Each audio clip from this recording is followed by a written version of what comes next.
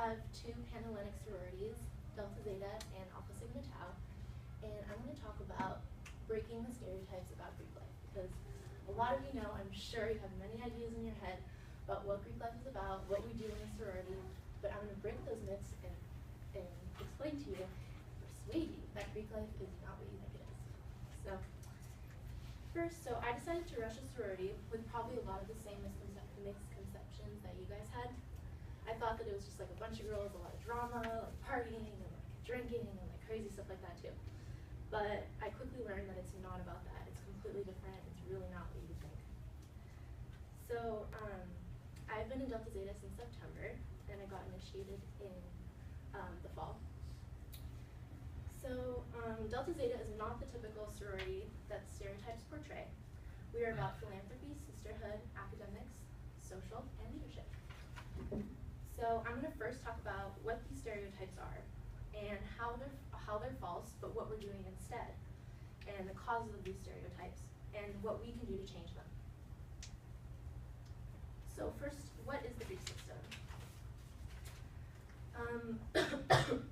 Sororities are seen as like a bunch of like blonde girls like partying and like drinking with fraternities and just like getting crazy.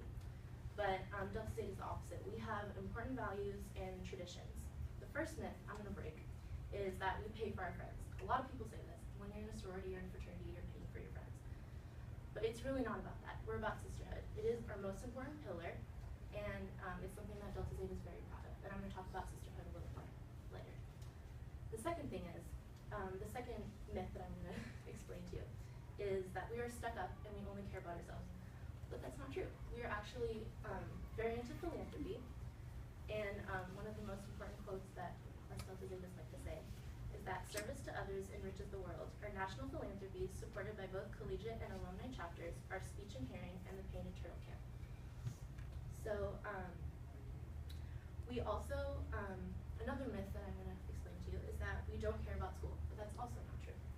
We believe that academics are really important, and to be in Delta Zeta, you actually need to have a 2.7 GPA, and if you ever drop below 2.7, you're put on probation for an entire quarter, and if you can't get your grades up, then you're dropped, and you can't be in the sorority. And it's actually, there's a statistic that says that in most schools, people in the Greek system actually have a higher GPA than the average student. So everyone in the Greek system actually has a higher GPA. Next, where everyone says that we just like party with fraternities and we haze our pledges. This is also not true.